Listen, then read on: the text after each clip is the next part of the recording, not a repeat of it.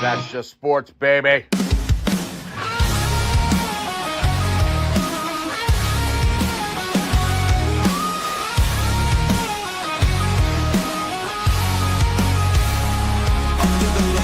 Crowd goes wild. Strawberry ice, bringing fire and style. Reds, Bengals, Bearcats, all in my zone. This is my stage, my mic, my throne. Boom, like a hammer, I'm breaking the game. Strawberry ice, you're gonna know my name. Sports Talk Thunder, hear the podcast roar. Cincy Fine is kicking down the door. Step into the ring where the passion ignites. Talking sports all day and all night. From the field to the court to the roaring stands. Strawberry ice with the world in my hands. Boom, like a hammer, I'm breaking the game. Strawberry ice, you're gonna know my name. Sports Talk Thunder, hear the podcast roar. Cincy Fine is kicking down the door.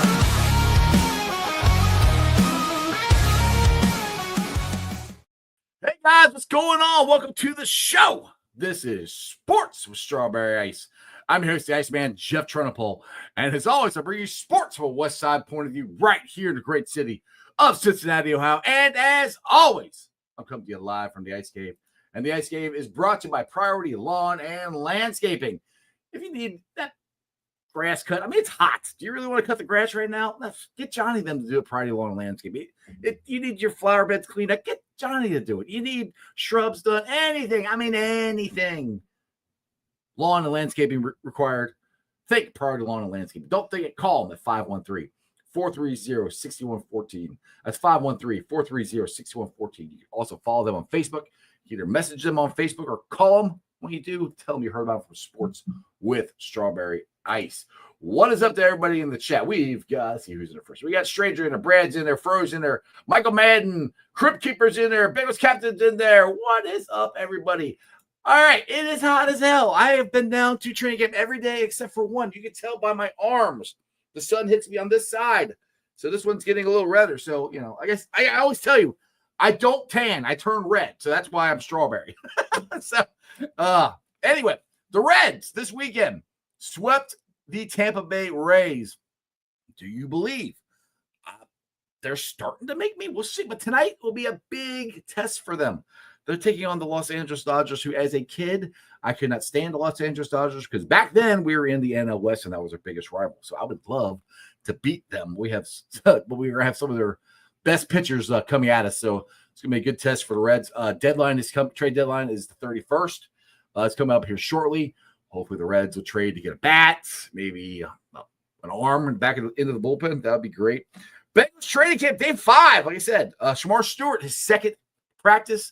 They were in pads today, and now I didn't get to see this because it happened in the bubble after we all got rained on. Well, I didn't get rained on. I left before it started raining. But Shemar Stewart had some pretty good plays, flashed pretty good. So I'm excited about him. We'll see. Hopefully he continues to get better, and we actually have a hit on as a first round pick. That'd be great. With that being said, let's get to the man who is in his basketball jersey today. He was ready to ball out. He's going to cross over. He's going to dunk on some people. I don't know what he was wearing. It was awesome, though. I like the jersey. I need to get it. But anyway, it is co-fan of the year, Bengals Captain. What's up, Cap? Dude, I barely found clothes in time. You could have worn the jersey. Well, the jersey would have been fine. You know what? I should have, but I'm burnt from wearing a tank top the other day. Like you said, I turn red also. I also do not tan. But, no. Man. The sun would just hit me on this side, so this arm is redder. So you got to rotate. You got to be like a big rotisserie chicken. Like if I do that, to turn my back to the field, so it'll be hard to watch anything then. No? Well, just hit it from different angles, whatever. Exactly. Man, it's just been crazy. All weekend was crazy. So we saw the Reds win, which was great. Yep. Got to go on the field for Landshark, which is a great Jimmy Buffett cover band. Mm-hmm. Yep. Had a great time. Thank you to Weiler and team for letting us up in that amazing suite. And then Diamond Dave, who, if you don't know Diamond Dave, you got to know Diamond Dave. Diamond Dave is absolutely amazing. He took us down to the Lexus Diamond seats. I'd never been there. Ooh. That's I worked like, down there once. holy cow, Those dude. are nice. I've always thought like the extra money, because I like yelling at players and high-fiving play. Like I like the interaction, but that is kind of worth it. That is coolest. Like the ice cream, they had a special dude that like owned the ice cream. And Diamond Dave's a big shot. Mm. And he said, "No, hold on. You guys, you pick out the ice cream you want." Like, well, did hold Dave that say thought. Hold that thought. Speaking of big shots, we got one in the waiting room with us. Boy. And he's actually looking like a lawyer today. I mean, he's all dressed up for me. He didn't have to do that. He's every day. That's what he does. He is an NFL agent. He is the outlaw, Jesse James Taylor. What's up, Jesse? What's up, guys? Captain, how are you, man? Finally get this introduction with you. Man, it is an absolute honor, brother. Likewise, I feel like I'm in the presence of Bengal greatness and lore right now. He's talking about you, Cap, not me.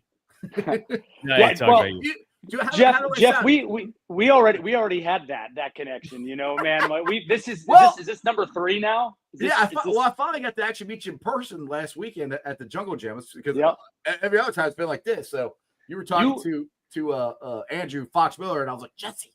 You're like, hey, hold on a second. I was like, what's up? Well, you got my daughter to come out of her shell. She, it must have been the red connection, Oh, definitely. That's definitely what it was. I tend to do that to people. I bring out hopefully the best in people. Since I act so goofy all the time, then everyone's like, well, if this idiot can act like that, then I can do it. It's fine. Well, as soon as she, made the introduction to you, she started talking to the Bengal cheerleaders and Houday. So that, if she grows up, as she will, to be a Bengals fan, I might have to thank you for it. Hey, I'm happy you're raising her right. You're raising her right in the orange and black. That's a good thing there. She was in her Bengals cheerleader Bengal outfit and everything. She was ready to roll. I like it. My daughter used to have one of those now, but now she's 21 and it doesn't fit her anymore. I'm sad. All right. With that being said, Shemar Stewart signed. He's in camp. He's actually making some plays. I don't want to keep harping on the contract, but I do a little bit here. That since I got you, Jesse, on here, I want to ask you from an age's perspective. Then we'll move on to how he played and everything. What did he gain? He got more from his bonus, from what I understand now, instead of waiting on the rest of which he would have got in December. So he didn't really get any more money, and the wording is still in the contract, as far as I know. Is that correct from what you understand? He got $500,000 more. I've seen it also reported $550,000 more as a concession. I shouldn't say more. Earlier up front, as a concession to get the language in there. It was always going to come down to, one, who blinks first. If nobody blinks, if they're willing to come to the table, have a negotiation and figure out what concessions need to be made from either party to get it done, to get it across the finish line. I don't know what the conversations were. Captain, you probably have more inside info, having Zach in your DMs, man. So I've never talked to Zach, but I talked with Solomon, who interviewed him and had him on the opening drive, and I listened to that pretty intently, and it sounded like at that point in time, and I think that was late June when they had him on, that they were lacking in the communication department. So I have no idea when they had that concession conversation. If it was something that happened months ago, weeks ago, 500,000 up like earlier is not that big of a concession. It's really not. That's especially to miss all of minicamp and the first 3 days of training camp. I mean, I heard Shemar say he came in at 5 a.m. Sunday to try to learn the playbook. And hopefully he turns out to be a star. I mean, it looked like he's doing pretty good in camp so far. I couldn't see any of it because every time they did anything with him, they were going that direction. So the players were blocking my view. But from other videos I've seen of other guys, look like he did pretty good. Right. But back to that, like from what he has made it seem, the Bengals weren't willing to offer anything. It was a take the language and deal with it. We're not Mhm. giving you anything early. Right. We're not having that conversation. Right. And I think that, and again, think is the key word because I don't know. I think that's what really kind of boiled the temperatures, right? It made them, both Zach and Shemar, agitated, aggressive, Mhm, mhm, mhm. especially in interviews. And if you go back and you listen to that opening drive conversation with Zach, he was pretty hostile and aggressive in there. And I think it was all because there was just a lack of communication. In negotiations, there has to be communication from Right. both parties. I'm not saying it's one of those, hey, I pick up the phone, hey, they're not calling, I'm not going to try again. Right. But you have to stay on it. And he just made Mhm. it seem that the Bengals weren't the ones to really want to engage in conversation. I don't know that for a fact. Yeah. I don't. I mean, we've heard that from other, like Trey said that they don't communicate. We've heard that, so I think that is a problem with the Bengals, that they don't communicate to the players enough in general. That's something I would. The thing though for me about that was coming out from the opening gate that, hey, it's the language, we're doing, why should we do something they've never had? It was always about that. So I hear it and I understand it. I just don't know that I buy it, because it flipped recently, and to go pull a thread that the past couple of days people have talked about, did the Bengals fans have any impact?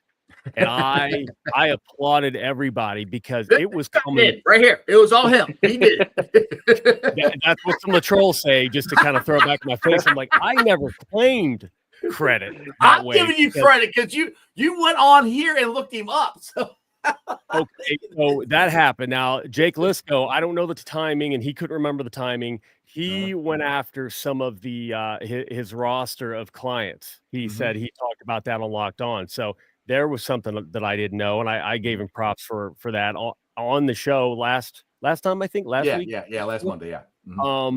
I found out that Drew Garrison had pulled a little string with a connection to make sure that Pat McAfee show, his YouTube guy, said, hey, you guys really should cover this angle of this. And then he ended up talking about that. So you've got all these things coming from different angles. And someone tried to think like, oh, there's no way Bengals fans had anything to do. Meanwhile, the website changed. I backed up their own website before and after so that I could see the changes. Hey, Zach, just saying, whoever you have do your website, he left the old client list online. He just didn't link to it. So it was still visible if you knew where to go. You should have tell him next time, take it completely offline so that I can't pull it. There's a tip. Just saying. Yeah. So a lot of things started to happen that was way too coincidental as far as timing. And I think when we started talking about numbers, and hey, Jesse, chime in. First round, there's a wide gap. There's a big allotment of contract values from something like 49 million to the bottom. It's like 17 million, bro. And then the second round, starts, and then third round on, you're basically looking 6 million to 4 million.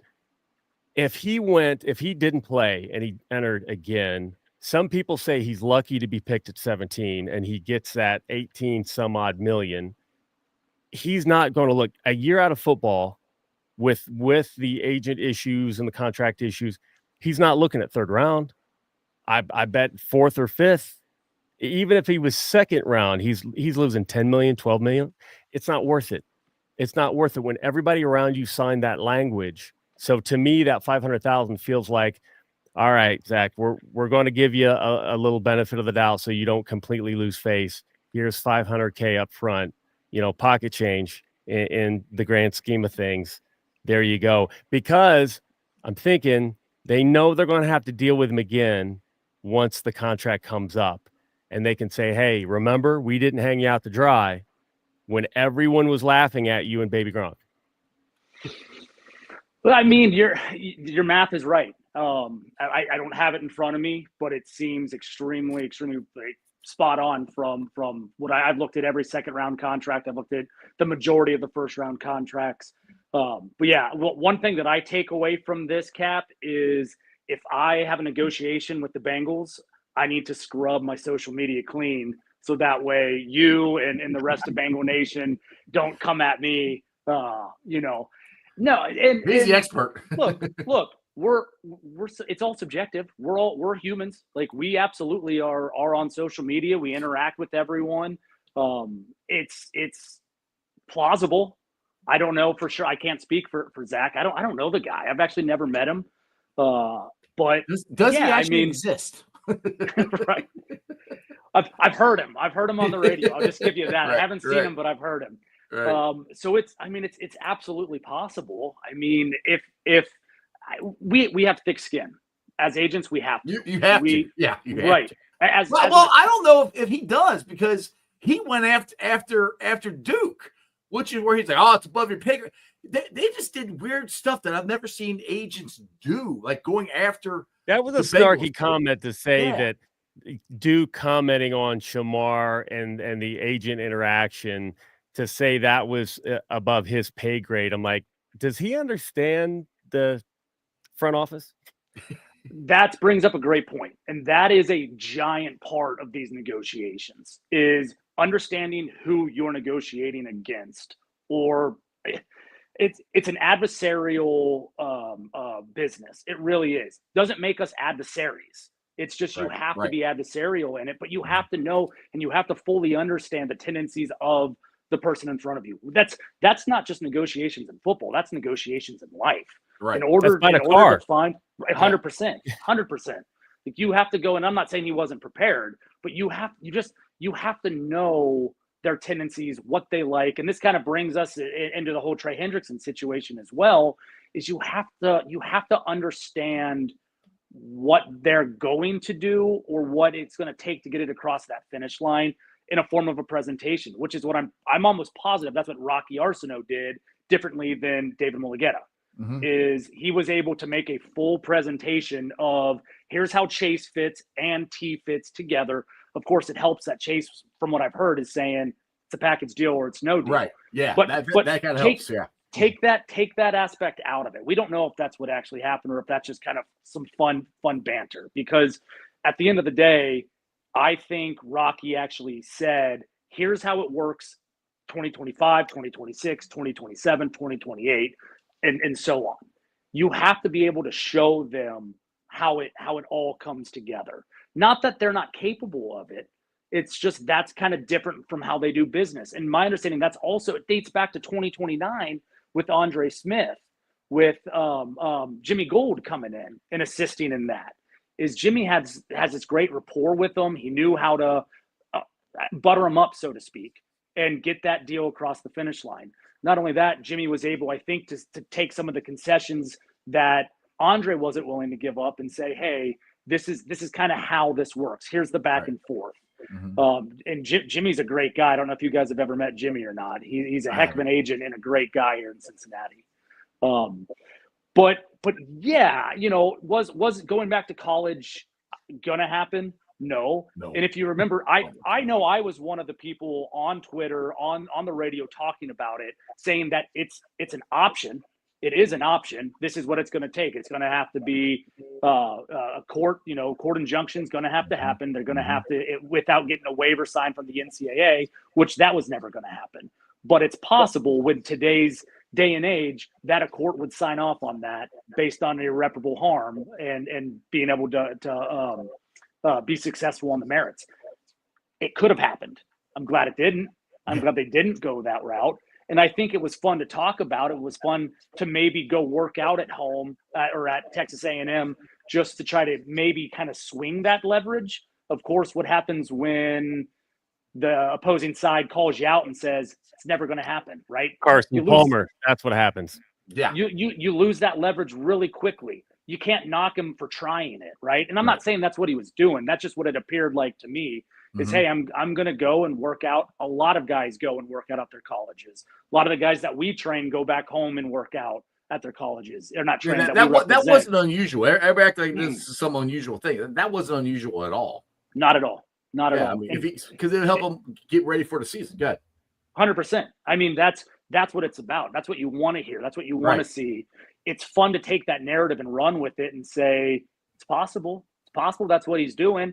And I don't fault anyone in his camp for maybe trying to spin it that way, because it's all about finding the leverage in this negotiation. And unfortunately, I know Andre Peralta, he's a good friend of mine. He was the one banging the table since day one saying, there's no leverage. He doesn't have any.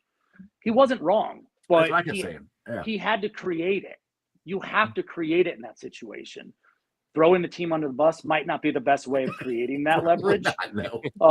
Which again, I think we talked about it last time. That's not how I would handle it. Right. But again, there's nothing wrong with, and again, you guys are going to disagree with me possibly in this. Shemar's comments was that today or yesterday saying I wanted a pit bull and Zach's a pit bull in there, right? That's what they were trying to do. I don't want to agree to this language. 100%, every single player that I talked to had Shemar's back. Absolutely. They don't want, no player wants that language in there. Right. Is that language in every contract? A variation of it? Absolutely. The difference being is when those defaults kick in. So a default or a triggering mechanism in 2025 would default and void 25, 26, 27, 28. It would default all of it. That was a first for the Bengals. You had that same type of default language in Mims's contract, in Murphy's contract, right? Not to that extent. If you pull up Mims's contract, it talks about the 72 hours. If you're incarcerated for 72 hours, that's a default. It talks about conduct detrimental to the club. That's a default, which we'll get into that. What the heck is conduct detrimental to the club? I don't even think Mike Brown knew what conduct detrimental to the club was. That's to their discretion. That's 100%. Yeah. His comments were, if something unacceptable happens, that's what us as agents, us as lawyers are trying to stay away from.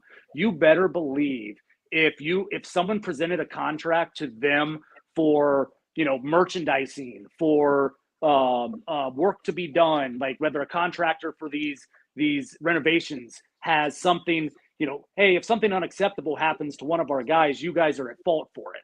They're not going to sign that. They're going to say, no, you have to define what's unacceptable, right? If their concession delivery had, if we want to give you what we feel we want to give you, then you have to accept it. No, that's not. Specificity is so important in these contracts, right? But it is vague in 95% of the contracts in the NFL. That's the way the Bengals would like it, so they have control of whatever it is. Now, speaking of leverage, you kind of roll the tray here.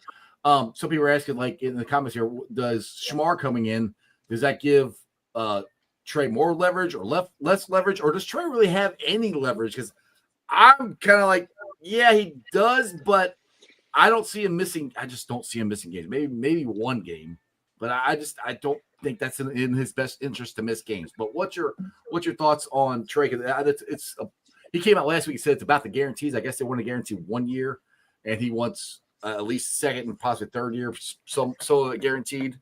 Did you guys see, I think it was Schefter and someone else, maybe Josina Anderson, said that this is about $6 to $10 million that they're off in guarantees right now? Mm-hmm. If that's the case, this should get across the finish line soon. That's what I thought. It didn't sound like it was that bad. So that's I didn't hear that part. That's I heard nothing. I heard that that's today coming home from training camp. I heard I can't remember. I did. If that's the case, this is extremely close. Extremely close. $6 to $10 million in guaranteed can, in my opinion, and again, Harold Lewis may disagree with me, but it can be the difference from having a $10 million roster bonus trigger the fourth day of the new league year in 2026. Trey's not going to get cut. He's not going to get cut. No. Right? No. And if you put that roster bonus in year two and you don't per se guarantee it, it's effectively guaranteed if it's that early in the trigger. The issue being the payout, the scheduling of that payout.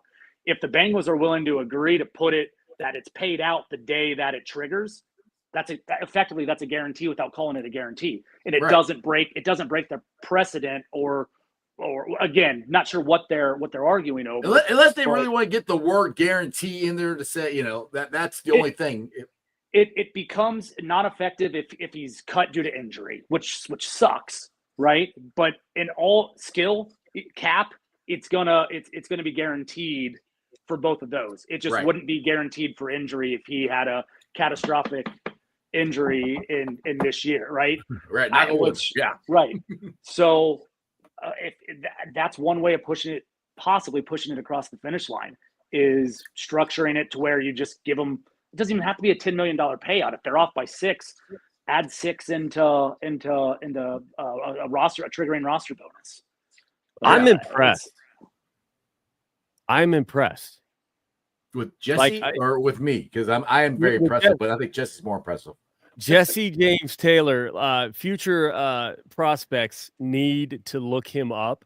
I'm extremely impressed because he's intelligent, he's well spoken, and he's not pausing to think about this stuff. No, he knows that. That's why I like having him on. He knows his shit.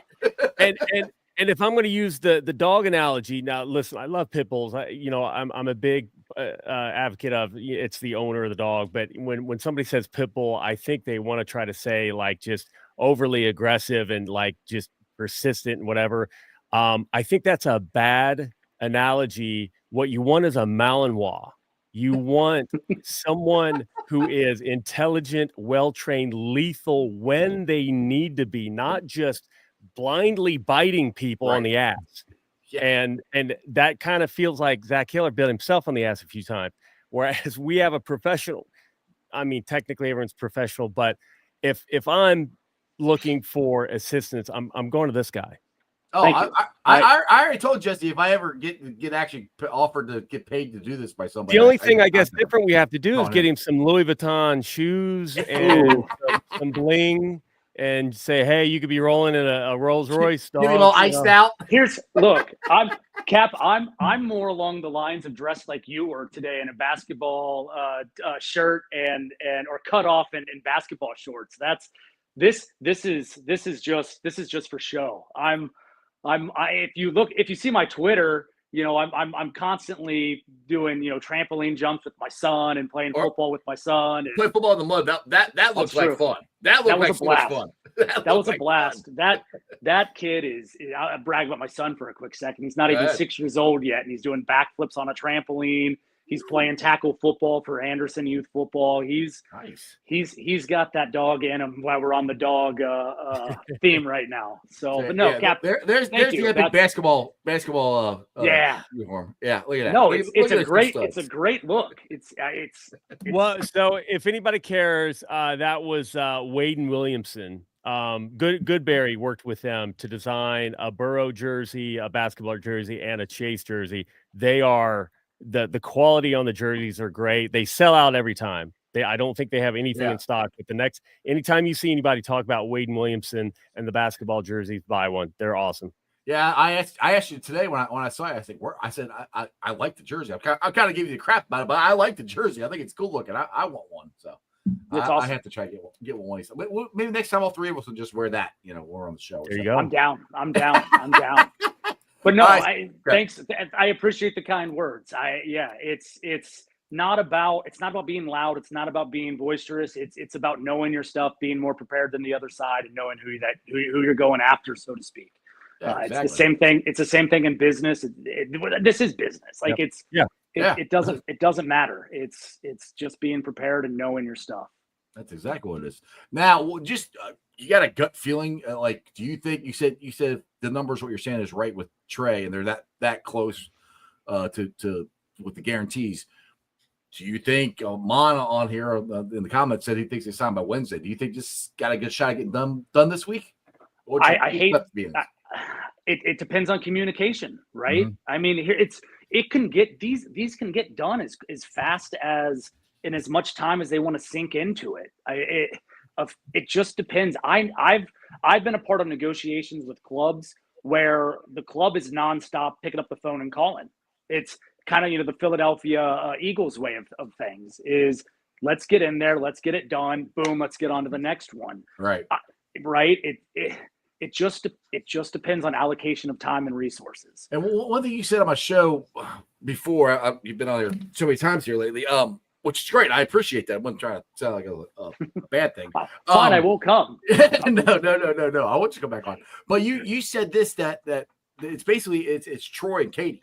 That's basically who do the contract negotiations. Mike does a little, I guess. I don't think he does much of anything anymore. Might have the final say so in some things or something. But we talk about them adding to that room so they can have somebody to make phone calls or say, hey, where we at on this? Just try to help, because I know you were telling me Troy was the one that was working on the stadium deal, and Katie was concentrated on the contracts. So that's a lot of stuff to do with just two people.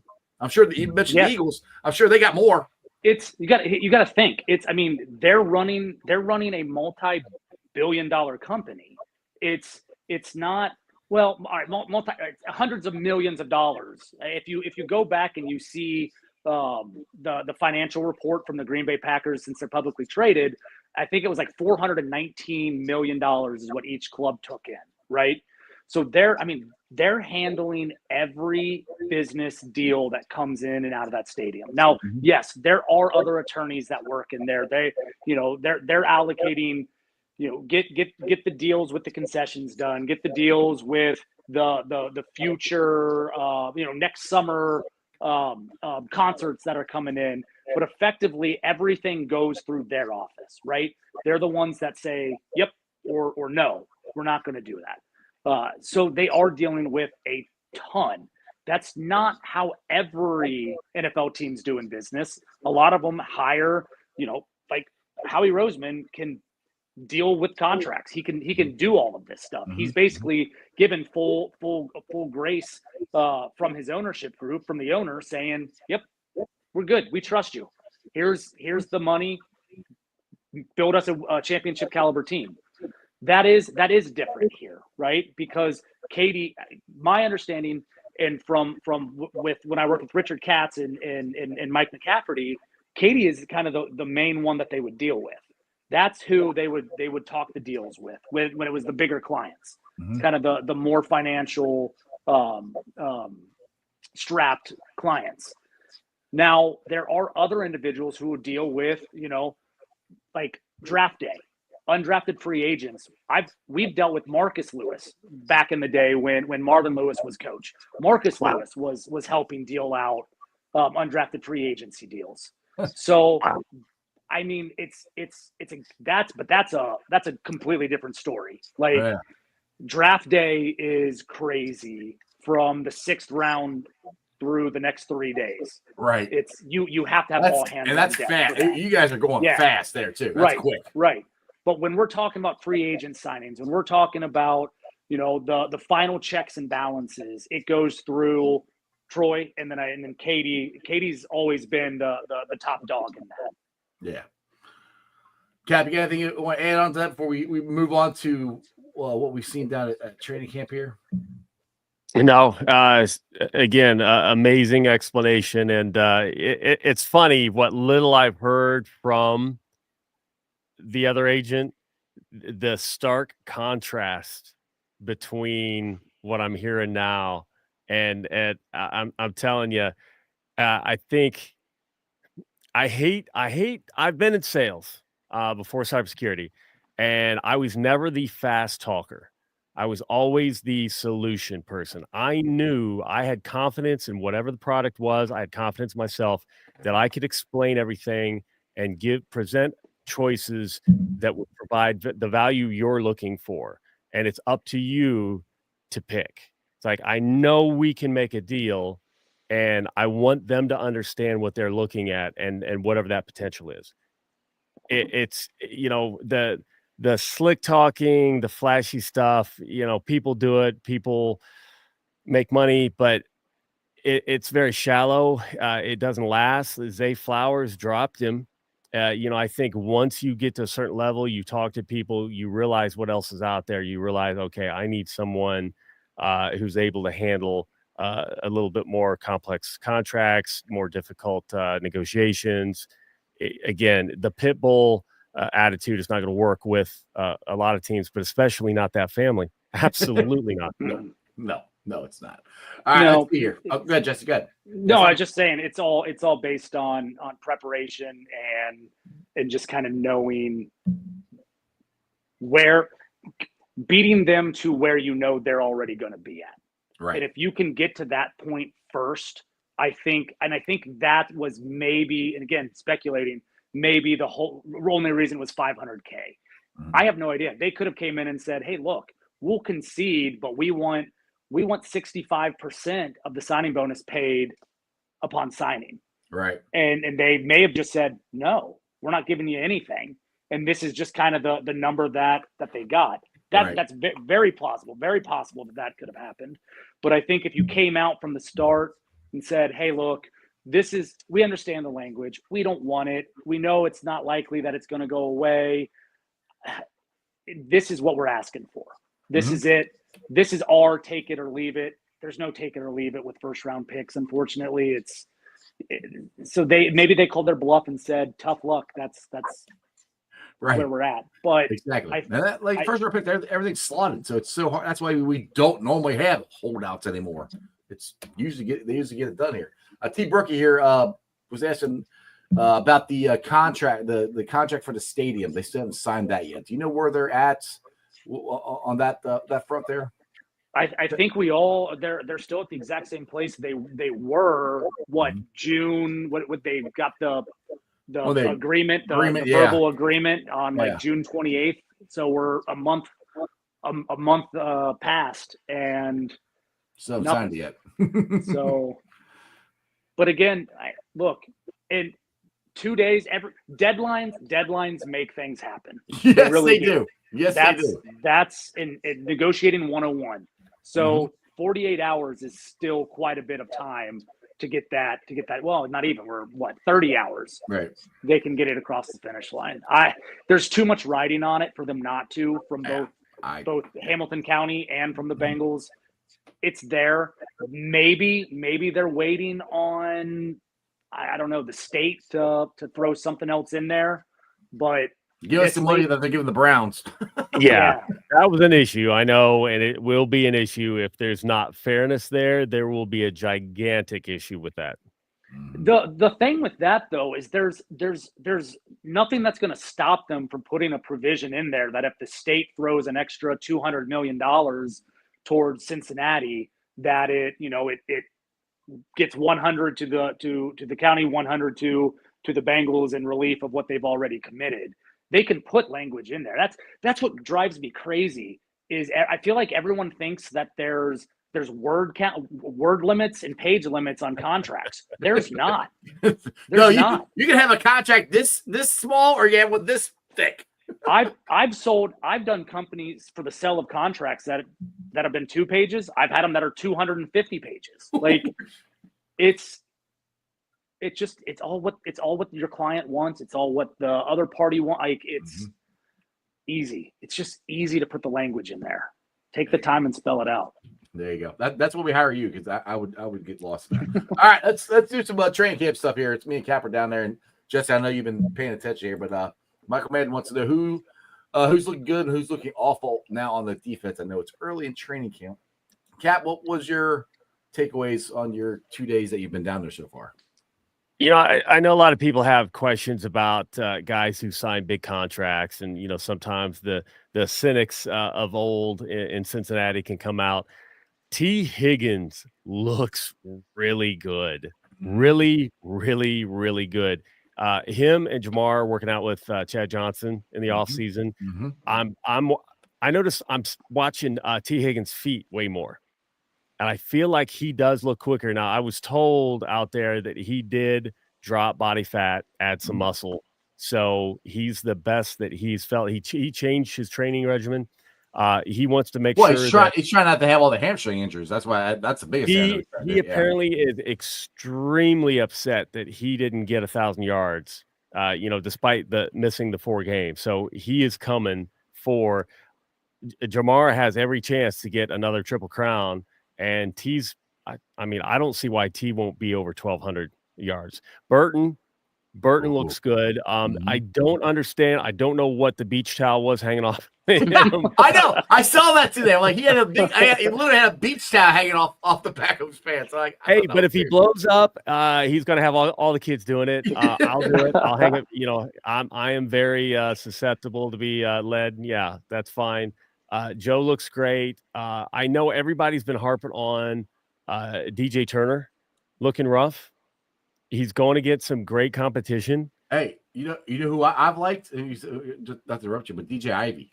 He had a pass breakup. I saw the video. It was in the bubble. Because he's come back from a knee injury. I met him at the Jack by Joey golf outing. Great dude. Good Tyson dude. Anderson got an interception the other day. I'm hoping he gets a run to my two dudes that were at the golf outing that I got to know. I'm happy for them that they're making some plays and they look pretty good. Jesse, you got anybody out there? I know you haven't been at the camp yet, but you've seen videos and stuff.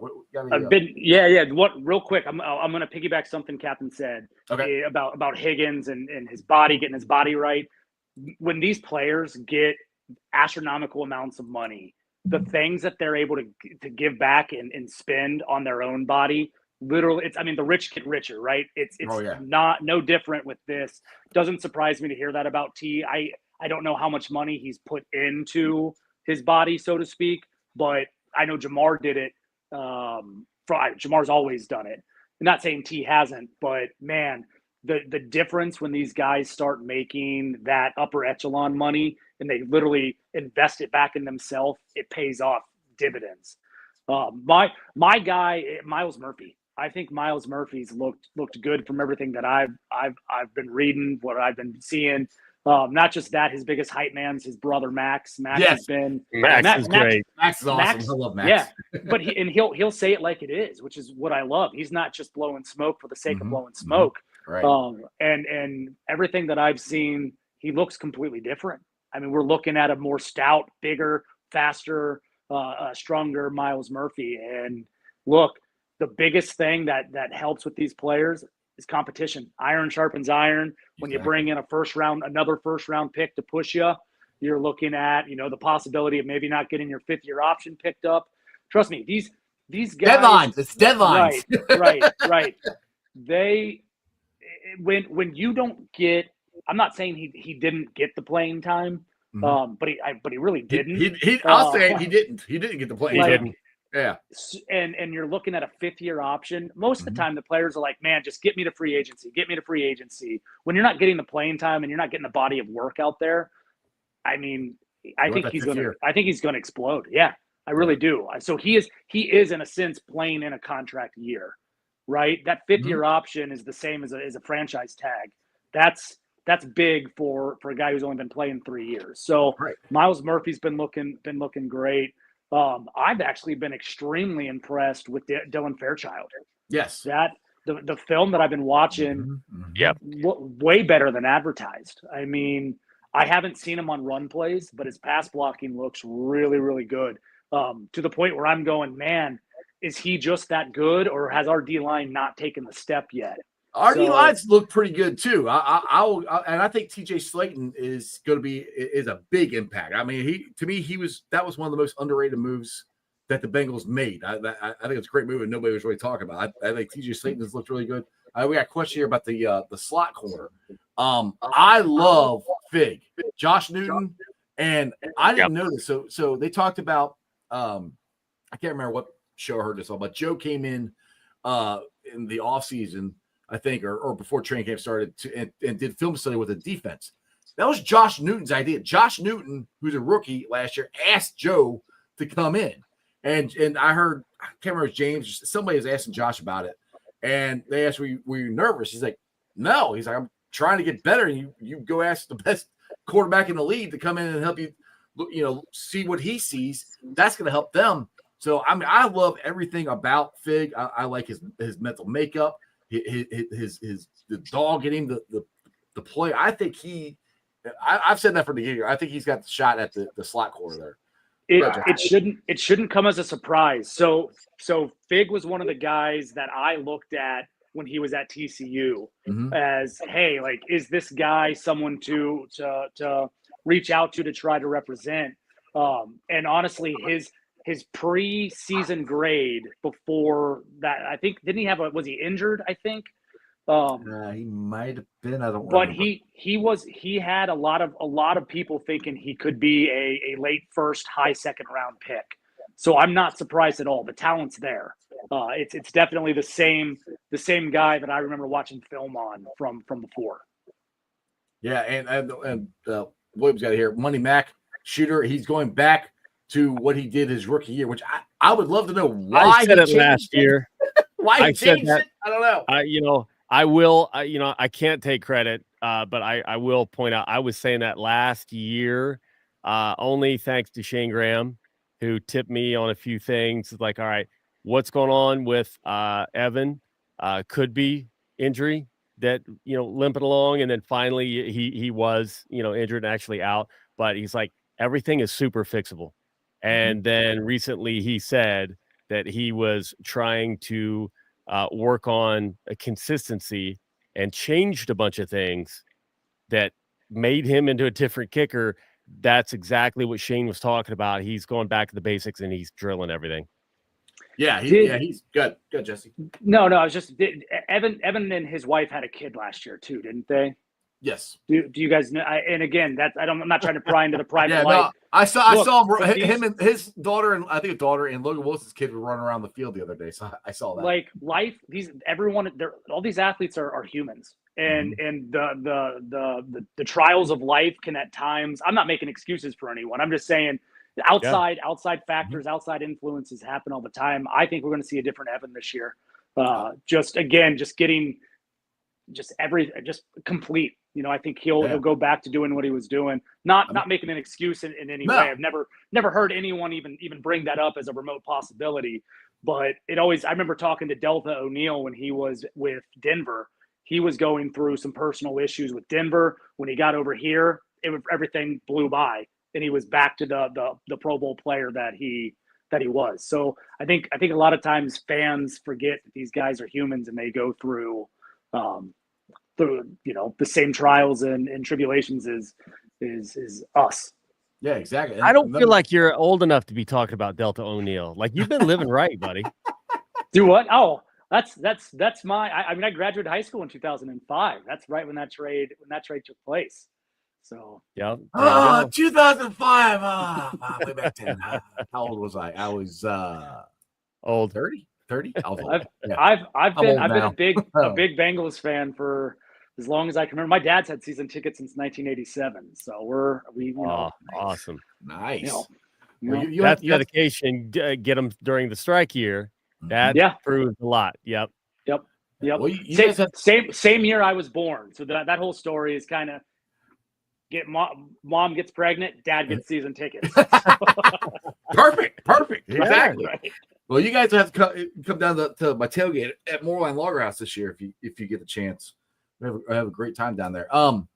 Another guy I think is going to bounce back this year. We've talked about this on the shows. Is Cam Taylor-Britt. I think he's looked pretty good too. He had that breakup on. Yeah, he had that breakup on I want to say day 2 in there. So the defense has looked really well. The one concerning thing to me is at least Fairchild has looked good. It's the left guard. That's the one that's still because Peterson. I always mess his name up. The guy we got from New Orleans, the guard we signed from New Orleans. Lucas Patrick. Lucas Patrick. Thank you. Yes, look. Something like that.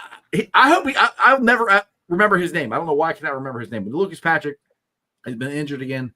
That's the one that's worrying me. Is are they going to be able to pick? Can they go pick somebody? Oh yeah, they can go pick somebody up. Will they go pick somebody up at left guard?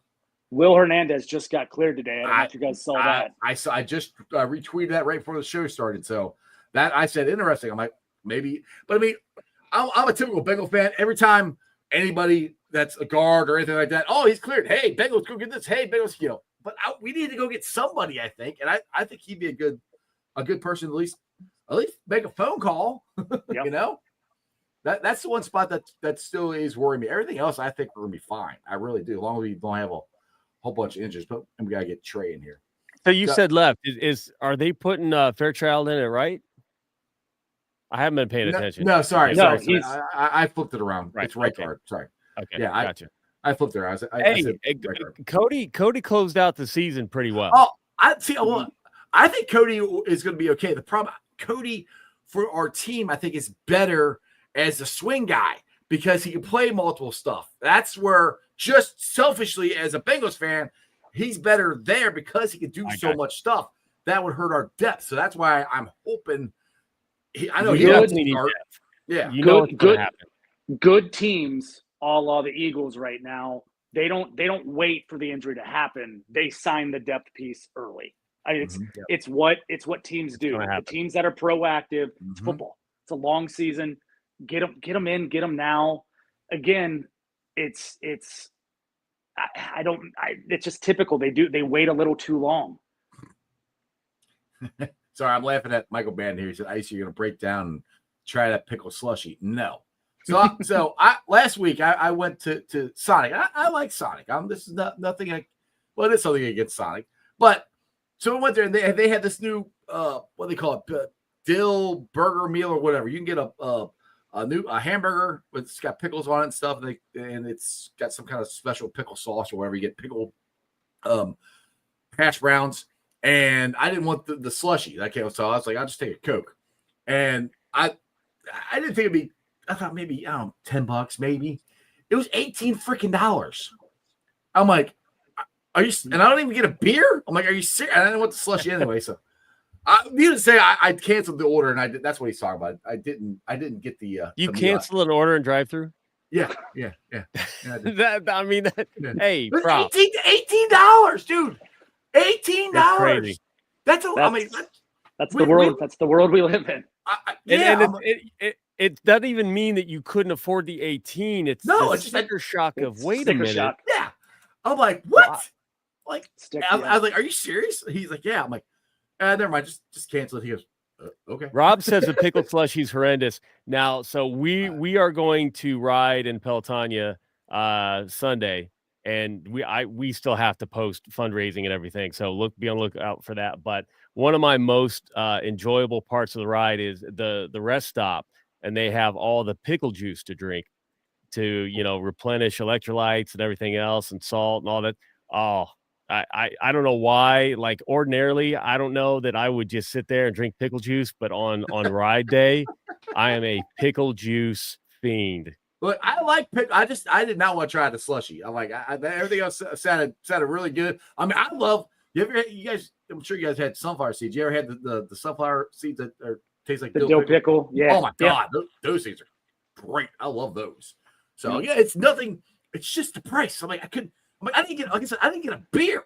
I'm like, I could have went to B-Dubs and had bottomless appetizers and a beer for less than $18. Like, anyway. That was my little rant I had this weekend. But back to training camp here. Joe's looking really, really good. Like I said, the offensive line is one that we're Andre. I kept hearing about Andre's butt at training camp. And his blonde hair. He put on about 22 pounds of muscle. So Andre he's Yoshida. jacked. Yeah, he's jacked. And he's got blonde hair now too. What about Mims? Mims has been a wall. I mean, as advertised, we're talking about, I don't know if you guys remember when he was drafted. I don't know if Bengal Nation knows this, how many teams tried to trade up ahead of Cincinnati. Cincinnati's love for Mims was the worst kept secret in the league. The problem is no one, there was just how many, he was the fifth tackle taken. It was just wild. And so many teams had him as a top one of the top tackles, which so everything he does, I think he's gonna blow the minds of the fans. I think he looks good. I mean, of all the tackles drafted, maybe minus Alt, he has the best chance of being a Pro Bowler this year. I'm not talking about a future Pro Bowler. I'm talking about this year. Right.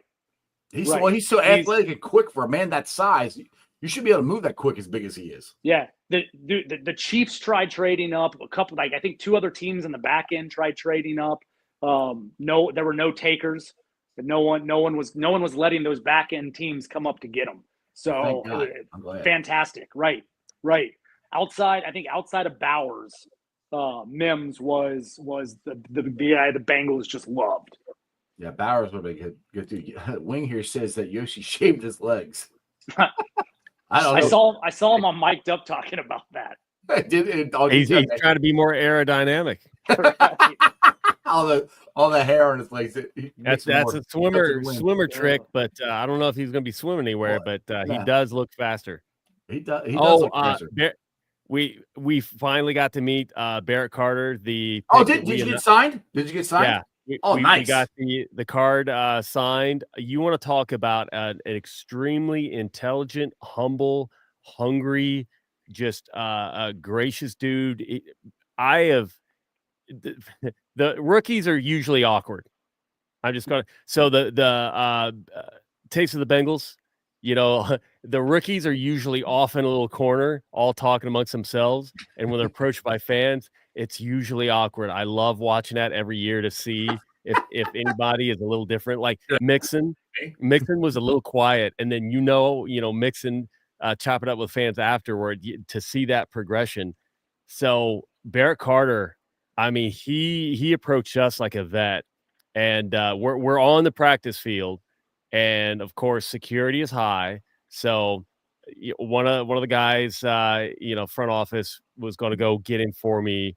And then they're like, no, you can't go over there because then we're going to have a rush to the field because they see you and they think they can. We're like, all right, good point. So he starts walking off. It's like, all right, I'll go get him. I'm like, hold on, let me see if I'm warmed up yet. He turns around. I'm like, all right, I still got it. I'm ready for the season. He heard me. He ran over. You would think he's a 5 or 6 year vet. Like, really? I am really rooting for that kid to hit it hard. And yeah, I think we stole him. I'm happy that we got him. I think our linebacking room is a lot better than last year. And the other interesting thing, I can't remember if it was today or yesterday, but did you see Logan Wilson going over there and catching passes from Joe Burrow, which is something he does all the time, which I think is awesome because I think he's the only linebacker that's not on special teams. So when doing special team stuff, he doesn't really have anything to do. So he goes over there and catches passes, and they're not like he's not just standing there. He's running and trying to catch it with one hand and go there because he's practicing intercepting the ball, getting his hands good. That to me, that's just dedication where he's got time. He's not supposed to be doing anything else. So he jumps in and catches passes with Joe Burrow. And that's why he's got so many interceptions because he works at it. Yeah. He has like, does he have 12 career interceptions? I think so, did I make that number up? But no, I think that's what it is. I think it's 12. He had a ton of interceptions at Wyoming. I mean, this is something that he's always done. Yes. We used to represent Rico 11. Gafford. Yeah. Good call. Okay.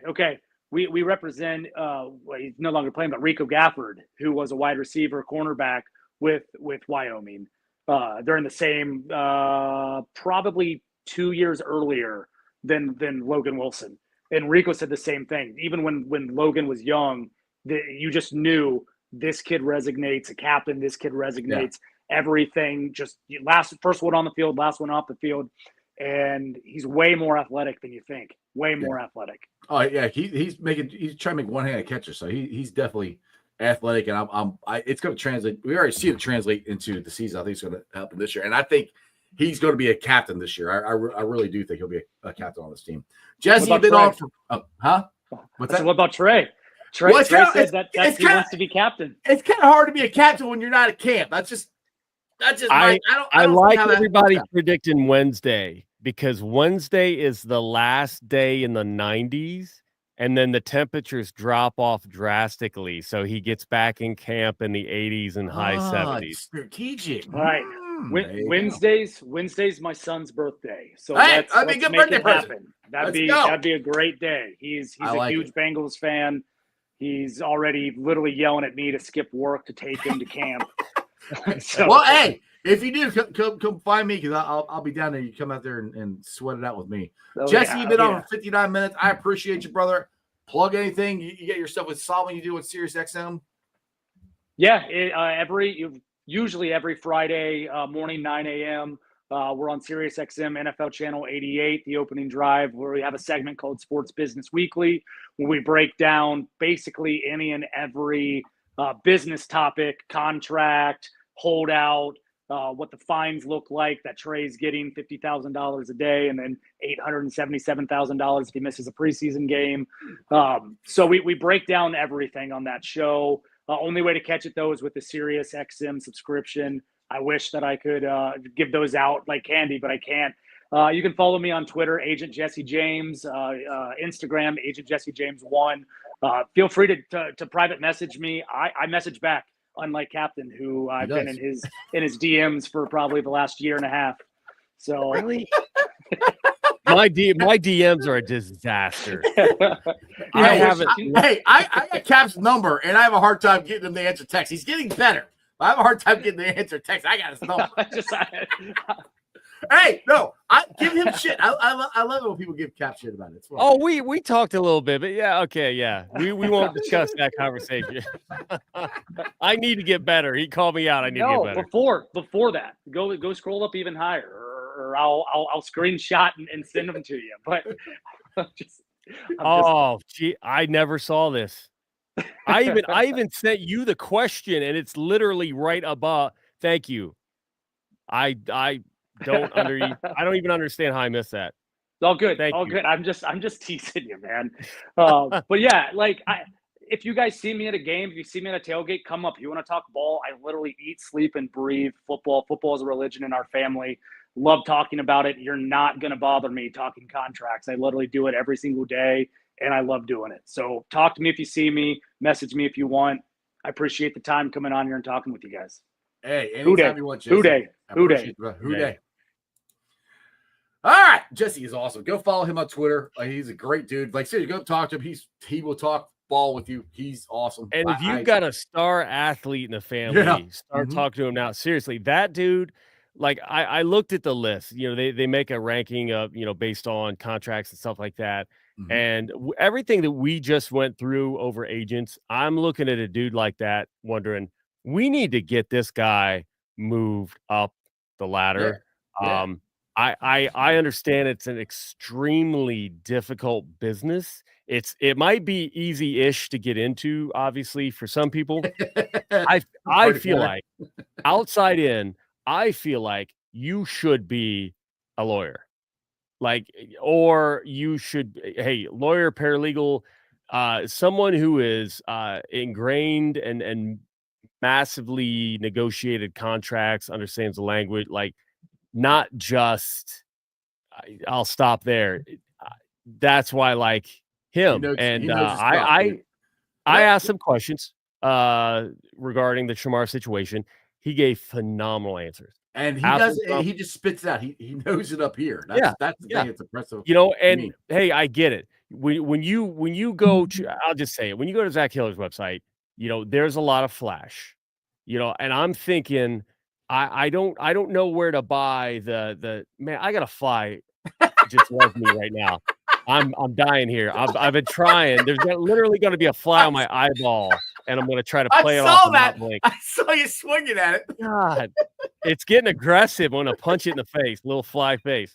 Yeah, get the little chopsticks, like Mr. Miyagi. I got chopsticks. I'm usually okay. We'll see if I can catch it just barehanded live on air. We'll see. I don't have much time left. And also, by the way, I want to know why 25% of you said that I should not wear clothes on the show. I'm going to address this later tonight. We got to talk. Y'all are weird. I'm glad you put clothes on. Yeah, I am too. Oh God. But no, Jesse James Taylor.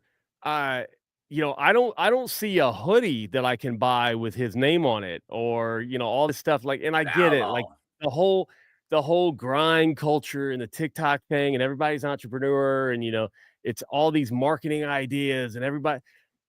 But what happens about just getting the contract done? And he brought up some good points about understanding who you're working with, being more prepared than technically the opposition, because it is someone wins, someone loses. How do you lose less? How do you compromise? How do you break even? Whatever. It's just like buying a car. I hate buying a car. I hate going to the dealership. I know, because a lot of that stuff is published, you know every little thing, every dollar amount, what a dealer makes, what a salesperson makes. Like you can go in knowing everything, and it's just always a damn fight. Oh, and then heaven forbid you want to trade in your car. Oh my goodness. Everything in life. And he has got the right approach. I feel like if you look, he's probably got that same approach. The only reason that he seems to be the type that would always be accessible. So he'll always be willing to help out, especially being a Bengals fan. He'll always be part of us. I appreciate that. He doesn't seem like he'll ever forget where he is, but I could see him being the scale of Rocky. I was going to say David Mulgeta, but I don't want to jinx it. We like Jesse. We don't really like David Mulgeta. Yeah. Negotiating, having multiple, $40 million a year contracts juggling, just because he's not going to be a pit bull. He's going to be a Malinois.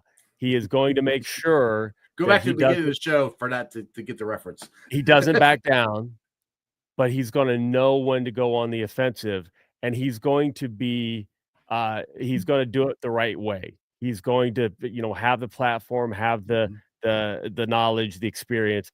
I've seen his posts, and you know me, this is still technically my off season. I'll be back full force.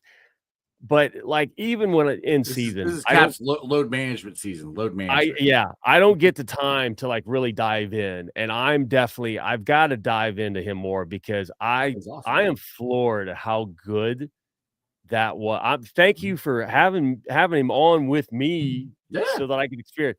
He was just damn impressive. He's a guy that I want to see be a billionaire. That's why I kept saying Shemar needs to get rid of him and get Jesse. I said that. Man, and trust me, he's not good pals with any front office. He's gonna be what people would say is a pit bull, but he's gonna do it the right way. Exactly. So how did my mic sound today? It sound good? So did you look at the one button? There's a pattern. And we could talk about that off. It's green. It's green now. Try hitting it again, and then speak. Okay, no, I can't hear you. Hit it again. All right, now it's green. Can you hear me now? Is it there should be another button. So it's got two patterns. There's another one over here. Yeah, hit that one. No, all right, let's see here. What'd that do? Check, baby. 1, 2, 3, 4. Check, baby. 1. All right, hit it again. Oh, okay. All right, hit it again. How's that? I think that's better. So that mic technically is supposed to be upright. Okay. One of them, if you look at the pattern, the one is like a complete oval, and it picks up everything. Okay. The other one will only pick up what's in front. So you would probably, for noise reduction, want to do the other. But anyway, you can record, just record and change positions, whatever. But no, it sounds great, and I'm glad you've got it. I'm glad we finally got that. Yeah, exactly. By the way, Cap gave me a new mic, but Cap's hooked me up with a lot of stuff. So I shout out to you for helping me out with my technical issues there, Cap. But on that note, I have ADD with tech. Exactly. On that note, I think we're in this thing. What's your final party words you want to say to Hootie Nation before you get on out of here? We love you, Trey. We miss you. He's choking up already about it. we love you, Trey. Come back. The spit in the back of the throat came at the perfect time. We could play like a little in the arms of an angel, Sarah McLachlan, and just make it all bad. No, I really hope. I did not hear. I heard that we're off a year in guarantees. I didn't hear it's only 6 to 8 million guarantees. That's what I feel heard. I hope that's true, because I feel like we can bridge that gap fairly quickly. And I'm telling you, Bengals front office, Mike Brown, Katie, Troy, I know there's some nervousness about age, and I guarantee. I went on Twitter and I said I will guarantee his second year. If he gets cut, I will pay his second year contract. I am not even kidding. And I say that because Jesse James Taylor said it. He's not getting cut. He's not getting cut. I can say that because it's not happening. Yeah, you don't have to worry about that. That's it. Who day? I love you all. All right. Thanks, Cat. Appreciate you, brother. All right, guys. We got Shemar Stewart down. Hopefully, Trey Henderson signs by Wednesday. Who knows? We'll see. It sounds like they're getting close. But thanks for watching. As always, I've been live streaming on YouTube, Facebook, X, Twitch. You can follow me on all those along with Instagram, Threads, and TikTok. We'll be pulling the sound off later on tonight. Put it on the podcast. It's on BeanPod, Apple iTunes, Spotify, Google, Stitcher Play, pretty much wherever you get your podcast. Please do me a favor. Make sure you rate, like, and review. Leave a 5-star review and a comment so more Cincinnati fans find my podcast. Shout out to sponsors of the show. They are as follows. Priority Lawn and Landscaping. You got some grass you need cut. You got shrubs you need planted. Anything. I mean, anything. Lawn and landscape related. Think Priority Lawn and Landscaping. Don't think it. Call them at 513-430-6114. That's 513-430-6114. Tell Johnny you heard him out from Sports with Strawberry Ice. Also, shout out to T Properties, quality housing for quality people. Check out the website at www.tpropertiesllc.com for all your rental property management needs and your rental needs. And of course, Meyer Window, Door, and More. Their website's MeyerCincinnati.com. I got them in my house. I highly recommend you get them in yours. They're easy to clean, energy efficient, great looking windows. And you can meet Matty Myers in the Jackpot Joe Mobile. Meyer Window, Door, and More. And of course, my favorite brewery, Moreline Lager House. We will be doing the tailgate down there this year, road and home. So it's gonna be a lot of fun. Like I said, we got more details to come here in the next couple weeks, but make sure you check us out down there. Will be 3 hours before every Bengals home game. So come on down there to Moreline Lager House between now and then. Go out there and have some fun. Thursday nights, I recommend going there. They got the Rocket on the Roebling. It's a great time. Again, Moreline Lager House. Other than that, I got Joe on the show tomorrow. I think Trags is going to be on Friday. Reaching out to figure out who I'm going to have on Wednesday. But other than that, you guys have a wonderful day. Remember this, Who Day for life. And as always, throw it up. That's just sports, baby. See ya! Another great show. You guys still here? The show's over. You can come back tomorrow. I'm out of here. See ya.